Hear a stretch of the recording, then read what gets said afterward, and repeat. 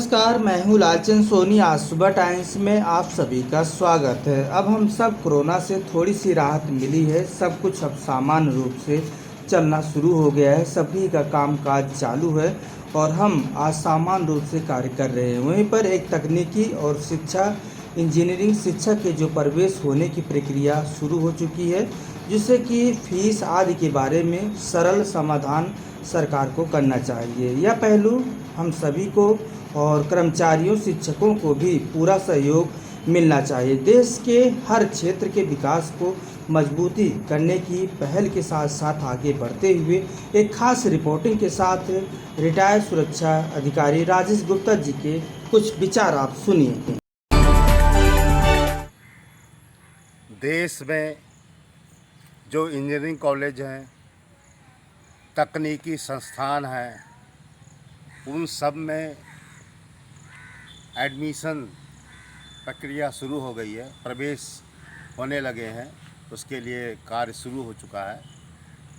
मगर एक समस्या, एक समाधान की बात जो पेरेंट्स के साथ आ रही है, वो है एक साथ फीस जमा करने की।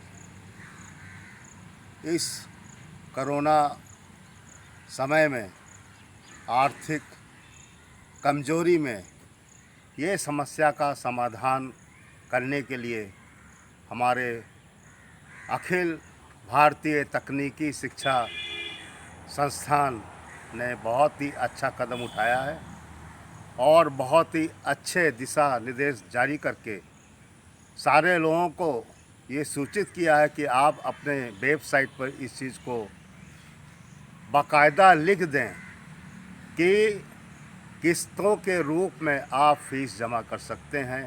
एक मुश्त फीस मांगने की ज़रूरत नहीं है, क्योंकि हमको शिक्षा लेके भी चलना है, हमको आर्थिक समस्या का समाधान भी लेके चलना है। हमें आपको भी देखना है, हमें उनको भी देखना है, हमें सबको देखना है और सबको देखने के साथ साथ हमको अच्छा वातावरण भी बना कर रखना है। अगर हम सब लोग सहयोग के साथ ये बात को सोचें और करें तो कोई कारण नहीं कि हमारे तकनीकी संस्थान, इंजीनियरिंग कॉलेज इस चीज़ को समझेंगे और इस कार्य को करने के लिए पूरी सहयोग और मदद की जो है पहल करेंगे, जो वास्तव में बड़ी ही प्रशंसनीय होगी और है।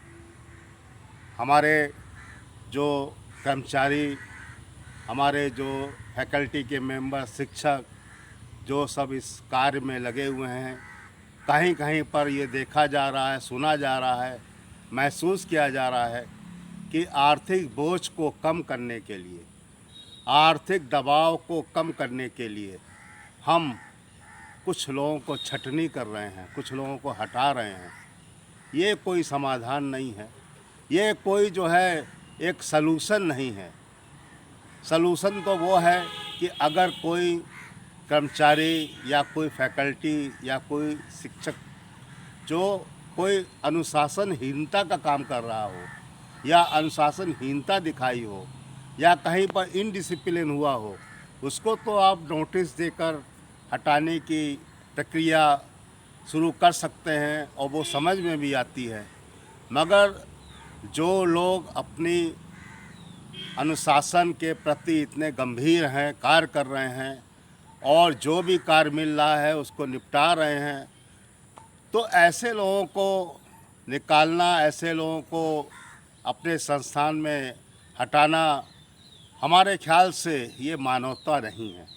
ये मानवता के प्रति एक जो है कहीं पर जो है सोच के प्रति कहीं पर कोई चीज़ आ रही है, वो है हमारा आर्थिक रूप। तो इस आर्थिक रूप में उनके सामने आप सब लोग, हम सब लोग बैठकर अगर प्रस्ताव करके कोई समस्या का समाधान, जैसे फीस का रखा गया है कई किस्तों में, कम से कम 4 किस्तों में, तो वैसे ही हम इस तरह की चीज़ों को भी हम किस्तों में, इंस्टॉलमेंट में या कोई अन्य समाधान का फॉर्मूला निकाल कर रख सकते हैं। मगर एकदम किसी की साथ इस तरह की आर्थिक जो रुकावट है, इकनॉमी का जो ब्रेक है, वो लगाना कहीं हमारी समझदारी या मानवता की जागरूकता नहीं दिखाई दे रही है। ये सब चीज़ें सबको लेके चलनी हैं और इसमें सरकार भी सहयोग कर रही है, हमारे प्रबंधक भी सहयोग कर रहे हैं, हमारे कर्मचारी, फैकल्टी के मेंबर, पेरेंट्स सब सहयोग कर रहे हैं। बशर्ते कि चीज़ को सुलझा के रखा जाए।